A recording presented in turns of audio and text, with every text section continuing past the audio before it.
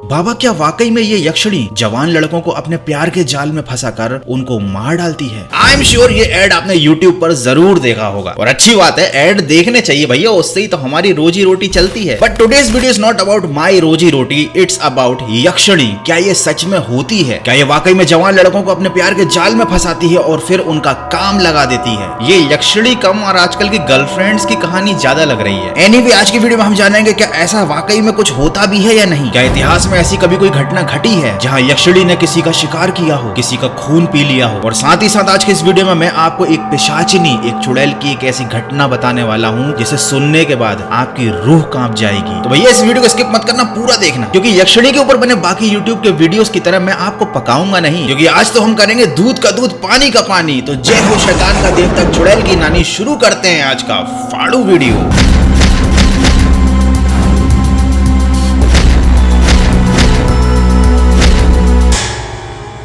ये ब्रह्मांड दो भागों में बटा हुआ है, एक दृश्य और एक अदृश्य ब्रह्मांड। मतलब हमारे पुराणों के मुताबिक एक दुनिया ऐसी है जिसे इंसान देख सकते हैं, लेकिन एक दुनिया ऐसी भी है जो हमारी आंखों से दिखाई नहीं देती। हम सदियों से दूसरे लोक या दूसरी दुनिया के बारे में सुनते आ रहे हैं। स्वर्ग, नर्क और पाताल लोक के बारे में भी कई बातें सुन रखी हैं। ऐसे ही तीन लोक होते हैं, पितृलोक, देवलोक और यक्ष लोक, जहाँ पर यक्ष और यक्षिणी रहा करते हैं। हिंदू, बौद्ध और जैन धर्मों में भी यक्षिणी का जिक्र किया गया है। ये किसी औरत का नाम नहीं है, ये एक पर्टिकुलर कैटेगरी है। जैसे कि इंसान एक कैटेगरी है, फिर देवता जिनके पास सुपर पावर्स होती हैं, वैसे ही एक अलग कैटेगरी है जो कहलाते हैं यक्ष। यक्षिणियां कोई भूत या चुड़ैल नहीं होती। यक्षिणी और यक्ष सदियों से भारत के पुराने जुड़े हुए अपसामान्य प्राणियों में से एक है। जिन लोगों की हिंदी कमजोर है उनको बता दूं, अपसामान्य मतलब आप समझ सकते हो लाइक पैरानॉर्मल। जिस चीज का साइंटिफिक एक्सप्लेनेशन इंसान ना दे सके उसे कहा जाता है अपसामान्य। यक्ष और यक्षिणी देवता तो हैं, लेकिन ये श्रापित हैं। यक्ष भोग, विलास और अपने ऐश्वर्य के लिए जाने जाते हैं और यक्षिणी खूबसूरत अप्सरा जैसी होती है। लेकिन इनको ये श्राप लगा है कि ये दोनों एक दूसरे से प्रेम करते हुए भी कभी आपस में मिल नहीं सकते। यक्षिणी को भगवान शिव की दासी भी कहा जाता है। ये दो तरह की होती है,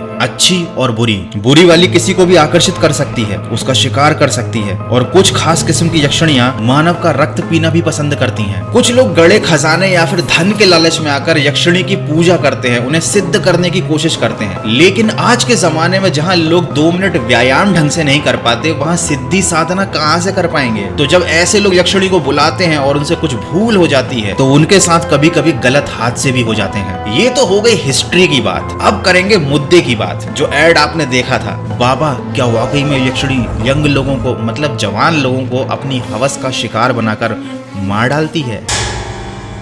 देखो ये कहानी बहुत ज्यादा प्रचलित है, वही कहानी जिसके ऐड आपने देख रखे हैं, क्योंकि आजकल लोग इस कहानी को बढ़िया मसाला लगाकर जो बेच रहे हैं। मतलब किसी सुंदर सी नारी को बना देंगे यक्षिणी और फिर चिपका देंगे वही कहानी। ये वो घिसी पिटी कहानी है जो आपने वीराना फिल्म में भी देखी होगी। भाई वीराना फिल्म की याद आ गई, कतई बहुत डरावनी पिक्चर थी।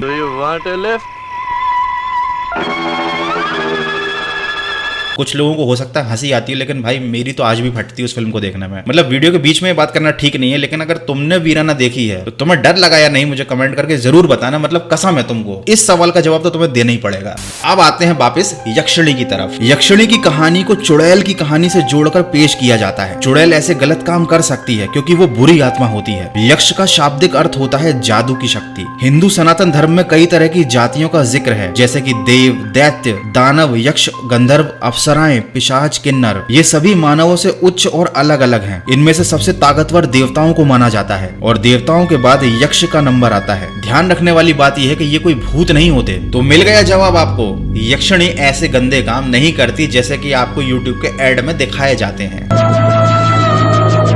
ये घटना है बिहार की। 1943 के समय में एक लालची आदमी था जिसे लोग दामोदर के नाम से जानते थे और उसको यक्षिणी को सिद्ध करने की बहुत इच्छा थी, क्योंकि वो ये बात अच्छे से जानता था कि अगर उसने यक्षिणी को सिद्ध कर लिया तो उसके पास धन दौलत की कभी कोई कमी नहीं होगी। उसने एक गुरु से यक्षिणी को सिद्ध करने का पूरा ज्ञान ले रखा था। एक दिन रात के समय पेड़ के नीचे जब वो यक्षिणी को सिद्ध कर रहा था तब उससे एक छोटी सी गलती हो गई, और जिस पेड़ के नीचे वो ये सिद्धि प्राप्त करने की कोशिश कर रहा था उस पेड़ पर एक चुड़ैल रहा करती थी। उस पिशाचिनी ने उस लालची इंसान को अपने जाल में फंसा लिया। यक्षिणी का रूप धरकर वो चुड़ैल उसके सामने आई और उसको धन का लालच देकर वो घने जंगल में ले गई। और वहां पर उसने क्या किया समझ जाओ खून पी गई उसका। दामोदर के गायब होने के कुछ दिन बाद गांव में हंगामा मच गया। लोगों ने उसे ढूंढने की कोशिश की और जब जंगल में उसकी लाश पाई गई तो उसकी लाश में खून की एक बूंद नहीं थी, वो पूरी तरह से सूख चुकी थी। ये भी हो सकता है कि ये घटना झूठी हो, किसी जानवर ने उसको मार डाला हो, उसका खून पी लिया हो। So no guarantee no warranty, लेकिन एक चीज की गारंटी है कि भाई ऐसे उल्टे सीधे काम तुम बिल्कुल मत करना, नहीं तो कोई ना कोई तुम्हारा काम जरूर लगा देगा। खैर अच्छी बात यह है कि आज के जमाने में लोग इतना मॉडर्न हो चुके हैं कि ये सारे काम नहीं करते, वो केवल इंस्टाग्राम रील्स बनाते हैं। आज के जमाने में लोगों को मल्टीवर्स यानी मल्टीपल पैरेलल यूनिवर्स की बातें काफी कूल लगती हैं। लोगों को लगता है कि साइंस ने कितनी तरक्की कर ली है, इंसानों ने मतलब कितना कुछ उखाड़ लिया है। लेकिन अगर मैं आपसे बोलूं कि इंडिया के वेदों में ये चीजें पहले से ही मेंशन है। वैदिक फिजिक्स में ये सेंटेंस साफ कहा गया है, space inside of our universe is multi dimensional. मतलब इंग्लिश में नहीं थे हमारे वेद, इंग्लिश में जो कन्वर्ट किया गया है वो लाइन पढ़ के बता रहा हूँ, नहीं तो तुम कमेंट करने लग जाओ कि भाई हमारे वेदों को अंग्रेजों ने लिख दिया था। तो वेदों के अनुसार यहाँ पर 64 मुख्य डायमेंशन हैं और बहुत अलग अलग मल्टीपल पैरेलल यूनिवर्स हैं जो समय और आयाम के मामले में एक दूसरे से बिल्कुल अलग तरह से काम करते हैं, जिनको वेदों में सूक्ष्म लोक भी कहा जाता है। वैसे ही एक डायमेंशन है जहां पर यक्ष रहा करते हैं, लेकिन ये डायमेंशन या ये यक्ष लोग इंसानों से सबसे ज्यादा करीब है। इसीलिए अगर कोई इंसान कुछ पाना चाहता है तो वो देवताओं से पहले यक्ष को प्रसन्न करने की कोशिश करता है।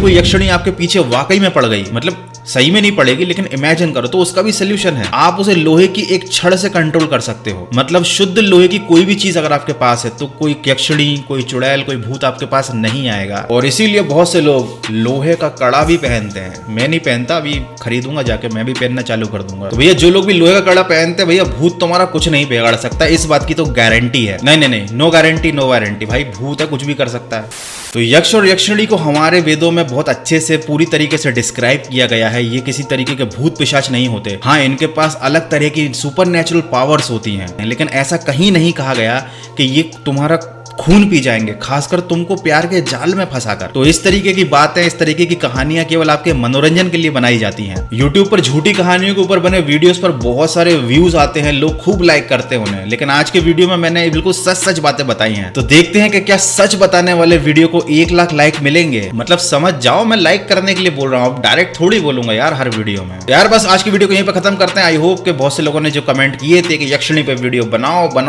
तो मैंने बना दिया। तुम्हारा काम है लाइक करो, अच्छा सा कमेंट करो, स्पैम कमेंट कतई मत करना है, बिल्कुल नहीं करना है। जो करना है ओरिजिनल कमेंट करो। मिलते हैं अगले फाड़ू वीडियो में।